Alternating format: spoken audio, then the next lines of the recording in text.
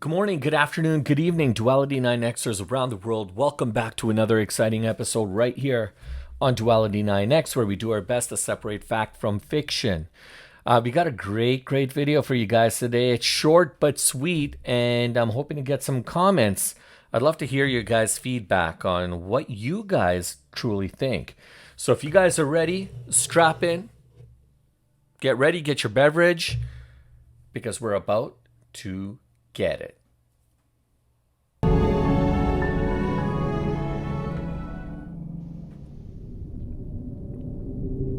Fanana Jambolo, one of the enigmatic deities dwelling in the basement of the renowned Casa da Bruxa in the Brazilian city of Fortaleza. To set the story in context, one must trace back to the northern coast of Brazil, where the dark magic of Macumba pervades every corner of the country's folk tradition. There, amidst thousands of houses and apartments, lies the mythical Casa da Bruxa, a place where both locals and tourists venture seeking luck and blessings from the women dedicated to their spellcasting duties. Beneath this unassuming house lies one of the area's most peculiar and unpredictable places. The basement, filled with doors and a long hallway, conceals mysteries that not all who visit the house may have the privilege of witnessing. Down there, it is said that the corridors shift shape, the doors change position, and there are times of the day when they appear in different places. Additionally, new passages materialize, forming intricate mazes, which it is advised not to enter until the house returns to its original form. Behind one of these doors often lies what appears to be the figure of a dark-skinned man, slender in build, adorned with a crown of flowers, face painted white, and a gentle gaze accompanied by a friendly smile. Despite resembling an ordinary man, he is actually a doll with such a realistic appearance that those who have visited his room find it hard to believe he's not a real person. Fanana Jambolo, as the doll calls himself, has a rather benign attitude if offered the appropriate gifts according to the Macumba tradition, such as flowers, white candles, high-grade alcoholic beverages, food, and above all some good drum rhythms and dances to the music.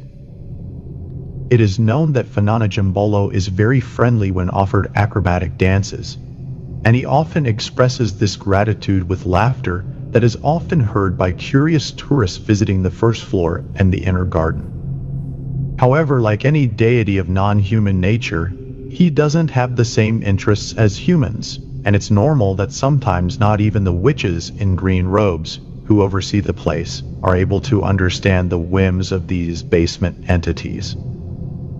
It is said that Fanana Jambolo was created by an old black witch, a slave of the famous Schneider dos Cobos family, who were tyrannical landowners of Germanic and Portuguese origin. The year was 1843.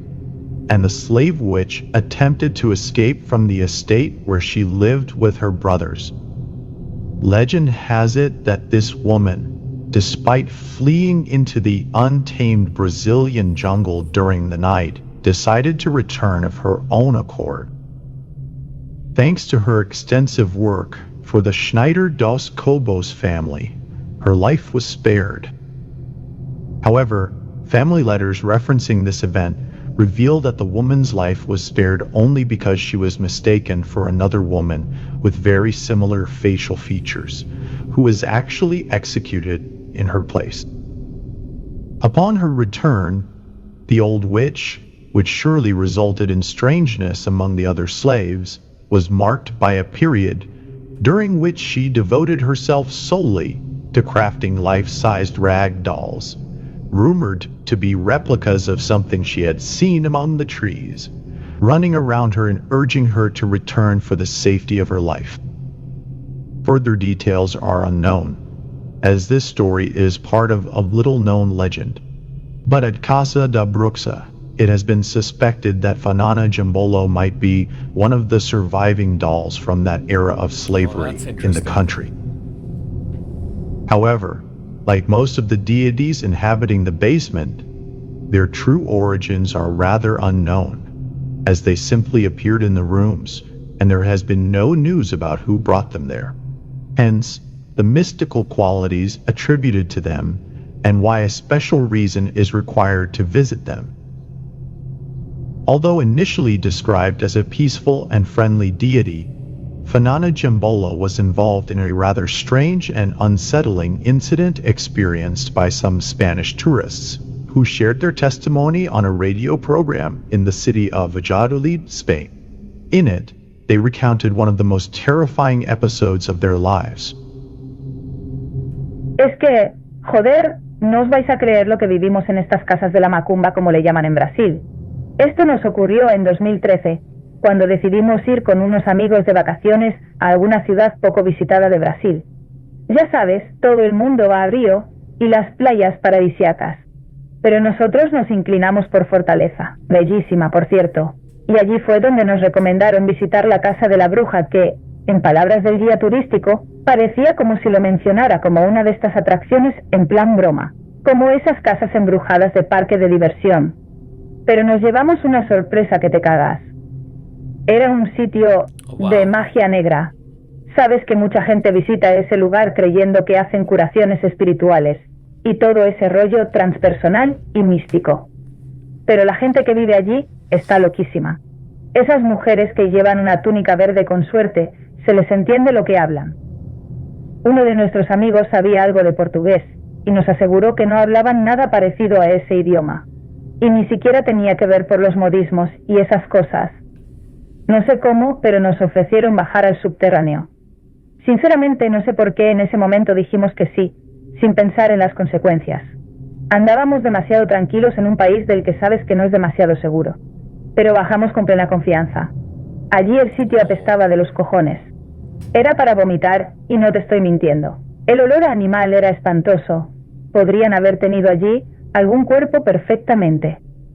Una de las mujeres de túnica verde repetía algo de Fonana y Embol, Fenana Yalal, no sé, no me acuerdo bien, pero se refería al nombre de algo que quería que viéramos tras esa puerta. Sabes, si te dijera que no andábamos algo borrachos, te mentiría, porque cuando abrimos la puerta estábamos partiéndonos de risa, pero nos duró poco, realmente muy poco. Tras la puerta había un cuarto pequeño, pero completamente oscuro. Tuvimos que sacar el móvil y una linterna para poder ver algo. El miedo que sentí fue brutal. Frente a nosotros se nos apareció un hombre con la cara pintada y una sonrisa enorme. ¿Es que no te lo vas a creer? No lo creerías si no lo vieras. Pero tenía una sonrisa que le llegaba hasta las orejas, como esos maquillajes de payaso. Pero era real, y nos respiraba en la cara muy fuerte. No sé cuánto tiempo hizo eso, pero nos rodeó un par de veces, y la puerta se cerró de golpe. Allí fue cuando esta cosa comenzó a reír y a saltar frente a nosotros, pero cada vez saltaba más alto y con menos coordinación, hasta que los saltos se transformaron en movimientos tan veloces, más que los de un acróbata, y empezó a dar vueltas por toda la habitación, por el suelo, el cielo del cuarto, las paredes, y no paraba de reír. Todo se hizo una eternidad, hasta que la mujer de la túnica verde entró y nos agarró y nos sacó rápidamente de allí. Después de eso, creo que se enfadó con nosotros y nos sacó de la casa. No sé si mi explicación logre transmitir ese terror, pero te lo juro, fue horrible. Despite this strange and ominous experience lived by the Spanish tourists, it is also known, through local testimonies, that the basement gods, especially Fanana Jimbolo, have been immensely merciful to those who have sought help from him. According to the tradition of the municipality where Casa de Bruxa is located, as documented in documentaries produced by Brazilian television in previous years, many faithful followers of these deities carry with them a representation in the form of a voodoo doll of Fanana Jimbolo, and it is also common to see them wearing costumes and makeup imitating his appearance during carnivals. However, and contrary to the extensive voodoo tradition regarding possible curses to be performed through dolls, followers of Fanana Jimbolo carry it everywhere in wallets, backpacks, purses, and even in the pockets of their pants, almost as if it were a good luck charm. It is unknown whether in advance for the doll to have real power, the faithful must give something in return in the basement. But what is known is that, although many people carry these small dolls, not everyone is allowed to. Fanana Jimbolo has his rules. Wow, guys. Wow, I hear of people talking about like these strange, deities or kind of like idol-like things that a lot of people tend to worship and treat with a lot of respect and tend to have some kind of a mystical presence about themselves. People, in some instances, actually in a lot of cases, have traveled around the world, right, to go visit these places in hopes and efforts that this particular deity or idol, if you want to call it, would help them, from people who are looking to get help in areas like love, marriage, finance, whatever it may be, and they seek they seek refuge in these particular things. Now, whether these are man-made creations or there's some kind of a magic element associated with it, it's pretty scary stuff. So I haven't heard about this particular one. This one is located in Brazil. But that's a very scary encounter by these people, these tourists from Spain. So yeah, this was definitely creepy. I hope you guys enjoyed the video. If you want to support us, please smash the like and subscribe. Comment, tell us where you're from. If you guys tell us where you're from in the comment, all you got to do is comment and then just put the country where you're from. I'll do my best to give you guys a shout out in our next video. So I want to thank you guys for sticking around, and in the meantime and in between time and until our next adventure, I hope you guys stay safe. Take care.